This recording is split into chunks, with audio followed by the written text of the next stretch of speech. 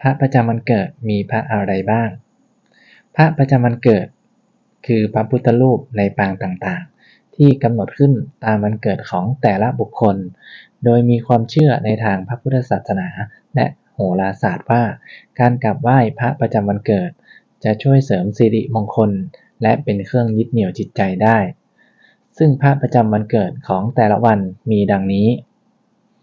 1. พระประจำวันเกิดวันอาทิตย์พระปางถวายเนตร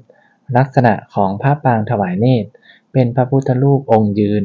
พระหัตถ์ทั้งสองห้อยลงข้างพระองค์เพื่อสื่อถึงการรับฟัง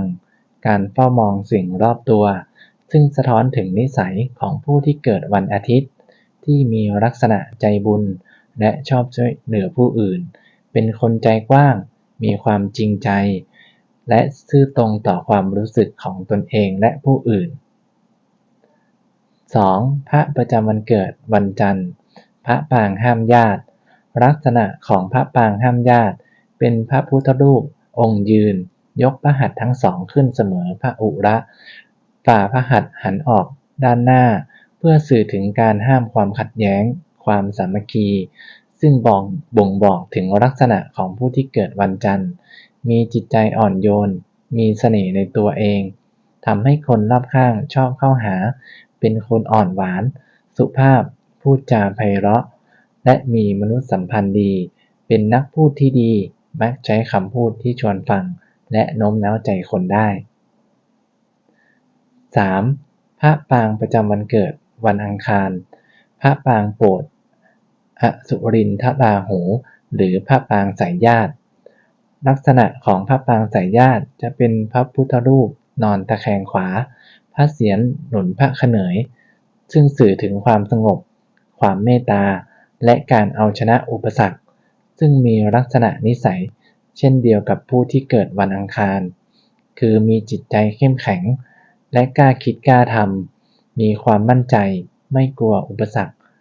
พร้อมเผชิญหน้ากับความท้าทายและความมุ่งมั่นเพื่อความสำเร็จ 4. พระประจำวันเกิดวันพุธพระปางอุ้มบาตรลักษณะของพระปางอุ้มบาตรเป็นพระพุทธรูปองค์ยืนประคองบาตรไว้ที่กลางพระองค์สื่อถึงความเป็นนักบวชการพึ่งพาตนเองซึ่งสื่อถึงลักษณะของผู้ที่เกิดวันพุธได้เป็นอย่างดีคนวันพุธมักมีทักษะในการเจรจาและการสื่อสาร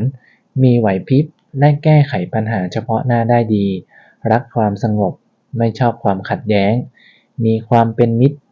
และเข้าถึงง่าย 5. พระประจำวันพุธกลางคืนพระปางป่าเลไลลักษณะพระปางป่าเลไลเป็นพระพุทธรูปองค์ยืนนั่งบนแท่นพระหัตถ์ขวาวางบนพระชานุฝ่าพระหัตถ์หงายส่วนพระหัตถ์ซ้ายวางบนพระเพลาสื่อถึงความสงบและการได้รับการอุปถัมภ์บ่งบอกถึงนิสัยของคนเกิดวันพุธกลางคืนวางเงียบขรึมชอบความสงบคิดรอบคอบและมองการไกลและมีความมุ่งมั่นในสิ่งที่ตั้งใจทำ 6. พระประจำวันเกิดวันพฤหัสบดีพระปางสมาธิหรือปางตรัสรู้ลักษณะของพระปางสมาธิเป็นพระพุทธรูปองค์นั่งขัดสมาธิพระหัตถ์ซ้ายวางบนพระเพลาพระหัตถ์ขวาทับบนพระหัตถ์ซ้ายสื่อถึงความสงบสุขการตั้งมั่นในธรรมะ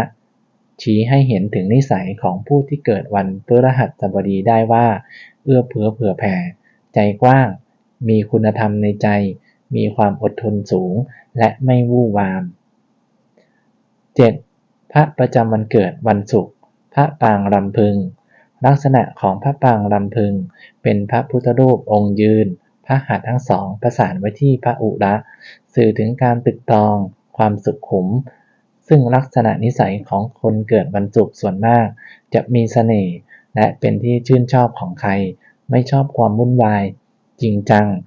และทุ่มเทอีกทั้งยังเป็นคนจิตใจดีใส่ใจความรู้สึกของผู้อื่น 8. พระประจำวันเกิดวันเสาร์พระปางนาคปกลักษณะของพระปางนาคปกเป็นพระพุทธรูปนั่งขัดสมาธิบนบัลลังก์ โดยมีพญานาคแผ่พังพานปกคลุมสื่อถึงการปกป้องคุ้มครองและความแข็งแกร่งซึ่งสื่อถึงลักษณะของผู้ที่เกิดวันเสาร์ได้ว่าเป็นผู้ที่มีความเข้มแข็งและมีความมั่นคงทางจิตใจและร่างกายไม่หวั่นไหวต่ออะไรง่ายๆรักษาคำพูดซื่อสัตย์และทำตามสัญญาเสมอ